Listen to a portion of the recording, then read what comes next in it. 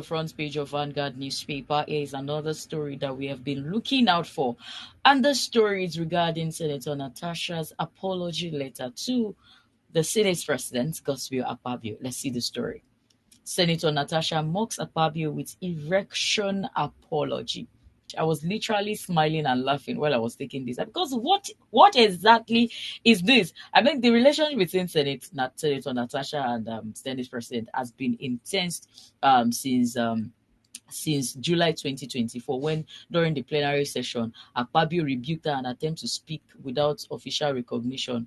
According to him, he said she was speaking like she. According to him, he said, "We are not in a nightclub." The comments widely condemned as sexist, sparking public outrage and demands for an apology. And this man had actually come out. He issued a statement claiming no harm was intended and affirming his respect to women. He even claimed then that he has a wife and daughters and he wouldn't want anybody to he didn't want anybody to do such a thing to his daughters. But then in February, we saw the story, February 2025, how Senator Akposi Natasha formally accused him of sexual harassment, citing inappropriate comments and advances. A petition to Senate leadership was dismissed and the procedural grounds were given. The Senate suspended her, and we saw how this woman was not even heard. But then reading this apology now, I mean, I don't in any way, I don't want to use the word think from the tone of this apology letter. It is coming from a place of all that I said against the Senate president, all that she said about the Senate president, accusing him of sexual harassment that the Senate president has not even accepted.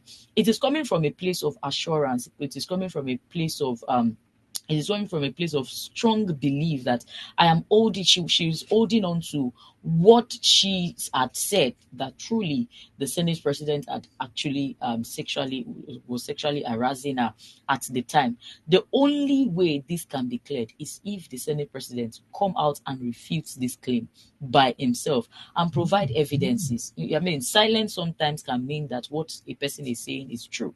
Silence sometimes can mean that you want to dismiss the claim. But this woman is standing on her ground. And if you see all of the things that she made references to, let me go back to some of the let me read in part some of the things. According to her, she said she offered a profuse apology for the grievous crime of maintaining dignity and self-respect in the Senate president's presence. So it is coming from a place of assurance that she knew what she was doing. This is not some side talk. This is not some sort of women lying against men. This is not some sort of someone just standing up to raise all sort of allegation against the Senate president. It is coming from a place of assurance. It is coming from a place of what she believed to be the truth, until the Senate president come out and say this is not true.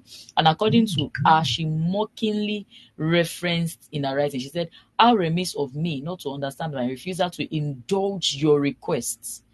I mean, if this thing is not true, she won't even continue at it. It's been how many months since she's suspended now? This is April going to May. It's been over 2 months now since she has been suspended, and we saw all the drama that followed her suspension. So this woman is still insistent. Oh, because of the request, your request that I refuted, I am suspended. Trust me, the whole apology thing is just full of satire. Go and read the full conversation, and you see that this woman is still highlighting, even though it is sounding like an apology. After all, the Senate committee concluded that before she can be taken back into the Senate House, she has to tender a public apology. So in our own form of public apology is even reinforcing what has been said before. According to her, she said, addressing systemic sexism, she continued, she said, "Please find it in your magnanimous heart, somewhere buried deep beneath layers of entitlement." Do you see what that is? Do you see what that is? That a person cannot acknowledge his own faults, cannot acknowledge his own weakness, cannot acknowledge areas where he has made grievous mistake. And this woman is saying that, okay, forgive this stubborn woman who mistakenly believed that her seat in the Senate was earned through elections and not erections. I mean, those are big statements. I really look forward to a follow-up story regarding it, because she actually put this out on a social media platform where I saw some of this, where I saw this story from. And I really look forward to a follow-up conversation and also see what the Senate will do regarding this. After all, it wasn't stated how the public apology should be tendered, but the most important thing is that she has tendered an apology.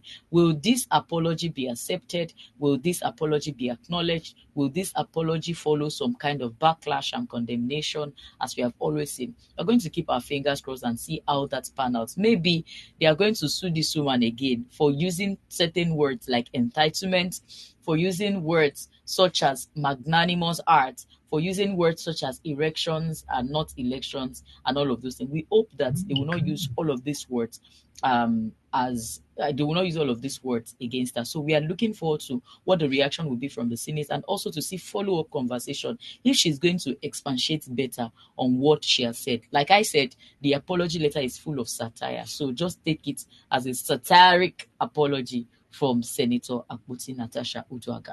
This is all we'll be able to take on this particular story. As always, we want to hear the thought of Nigerians. What are you making out of the story? Do well to drop in your thoughts in the comment section of whatever platform you are watching us from. You're watching us on Facebook at Prime Media TV, on Instagram and TikTok, Prime Media Studios, on the website where you're currently watching us, we are enginespeak.com. And you can do well to follow us on our YouTube channel at Prime Media TV. I am Ayo. Until I come your way again for the last segment of the Morning View, do enjoy the rest of the break.